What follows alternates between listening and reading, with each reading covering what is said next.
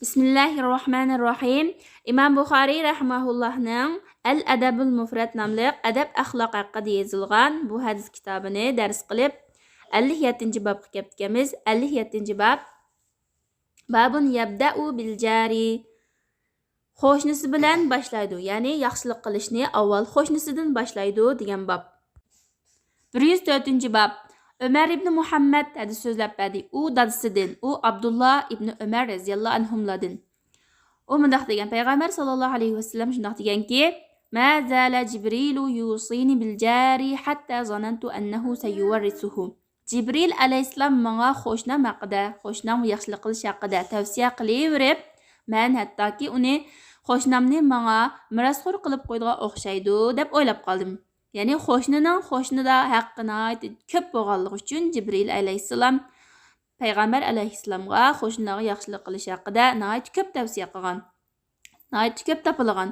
Shuning uchun payg'ambar sallallohu alayhi vasallam qo'shnining haqqining ko'p ekanligini tunib ketgan, hattoki bu qo'shni xuddi bir-biridan miros oladigan darajada yaqin munosabatda shunda ekan deb gumon qilgan. Hatto qo'shnimni menga qo'shnilarni bir-biriga mirosxo'r qilib qo'ydi ekan, qilib qo'yami deb shunda o'ylagan payg'ambar sallallohu alayhi vasallam qo'shnining haqqining ko'pligidan.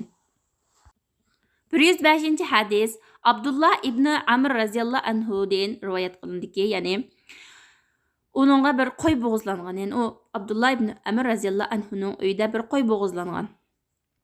Abdullah ibn Amr radhiyallohu anhu o'zining xizmatkoriga shundaq degan: "Bizning Yahudiy qo'shnimizga hadiya qildingmi? Bizning Yahudiy qo'shnimizga hadiya qildingmi yoki hadiya qilindimi?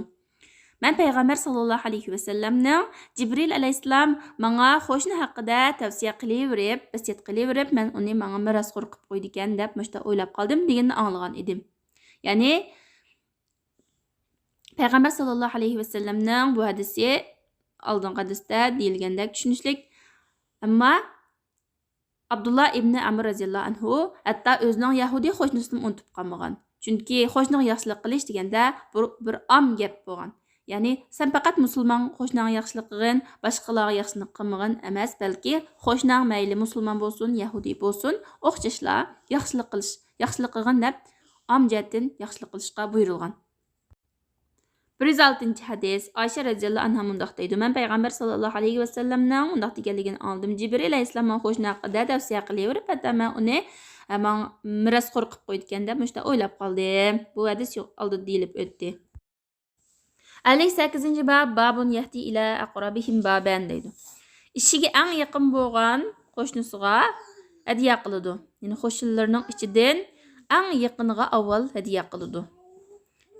Oysha radhiyallohu anhu shundoq degan: "Men bunda dedim, ey Allohning payg'ambari sallallohu alayhi vasallam, mening ikki qo'shnim bor. U ikkisidan qaysi hadiya qilay degan chaqda ila aqrabihima minki babin. Sizdan ishiga eng yaqin bo'lganini hadiya qiling." Ya'ni u hadiya qilmoqchi bo'lgan tomoq yoki bir narsa faqat bir odamga yetadigan, bir uyga yetadigan bo'lib qolgandan keyin ikkisining birsiga hadiya qilish to'g'ri kelib qolganda eng yaqin bo'lganiga, ishiga eng yaqin bo'lganiga, oilasi eng yaqin bo'lganiga hadiya qiling. Chunki eng yaqin qo'shnining haqqi eng ko'p bo'ladi. Uningdan yiroqroq qo'shnilarning haqqi bo'ladi degandek. 108-hadisga o'xshashli Oysha radhiyallohu anhadan rivoyat qilinganga, u mundaq degan: "Men ey Allohning payg'ambari sallallohu alayhi vasallam, mening ikki qo'shnim bor. U ikkisining qaysiga hadiya qilay deganda payg'ambar sallallohu alayhi vasallam u ikkisidan sizga ishga eng yaqin bo'lganini hadiya qiling degan." 59-bob. Babul adna fal adna minal jirani.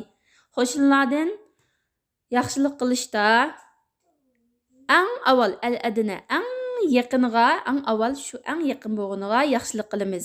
Fal adna degani uningdan sal bo'shroq yaqin, ya'ni yaqinlik jihatda sal yiroqroq demakchi aningdan.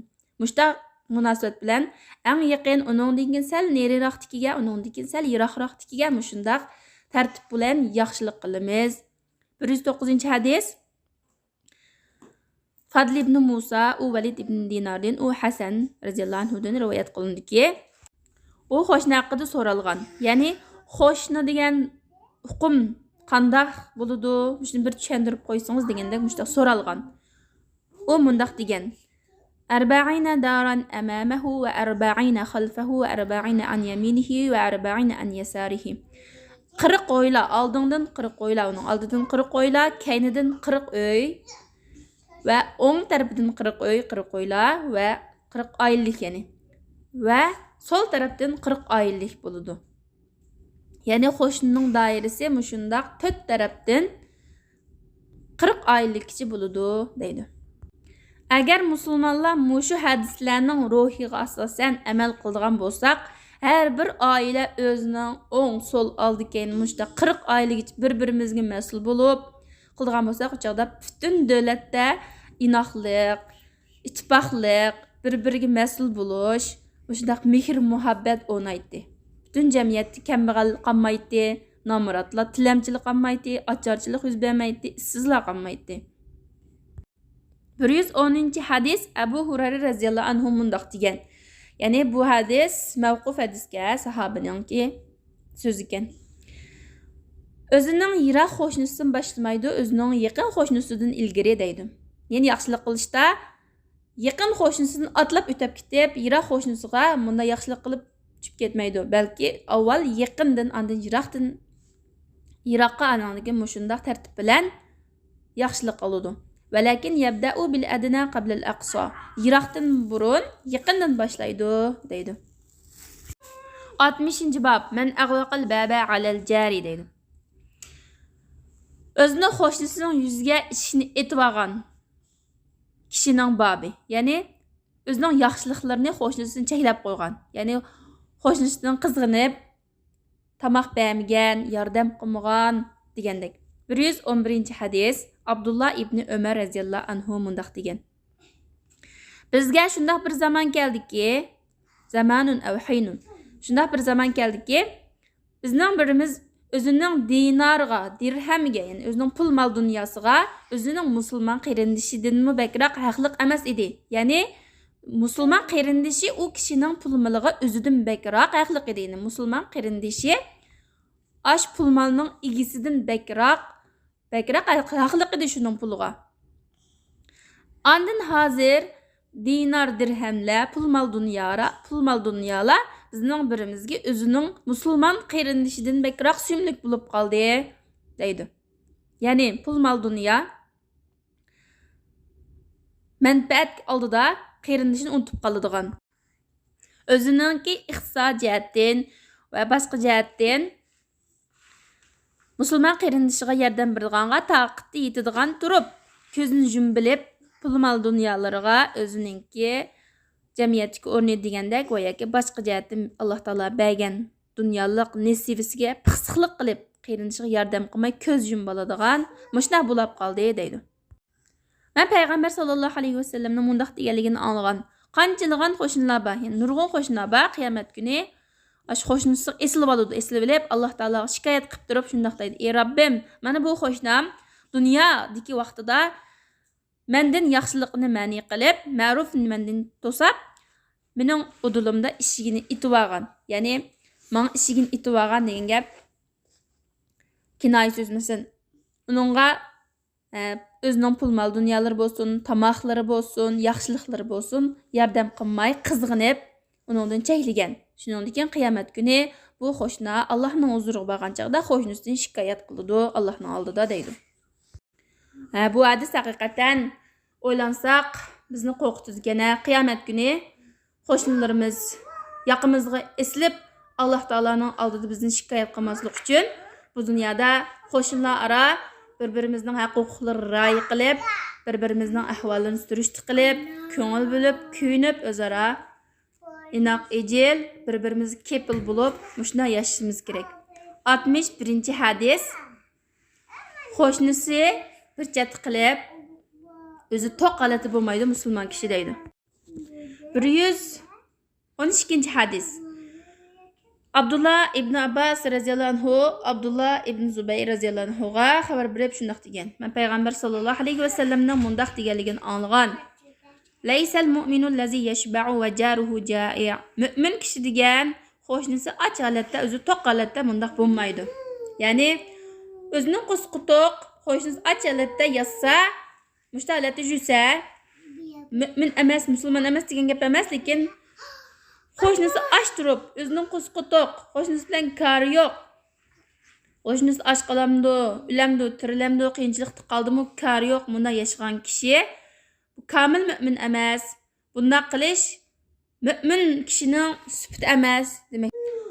Qo'shnilar ara bir-biri kepil bo'lish, bir-biriga mas'ul bo'lish, bir-birining holidan xabar olib, bir-birining holiga yetish bu faqat odatdagi o'ylar bilan o'ylarningki qo'shnilarchilik g'ilam chekilib qolmasdan, balki bir yurt bilan bir yurt, bir davlat bilan bir davlat orasidagi bu munosabatlarga qaratildi.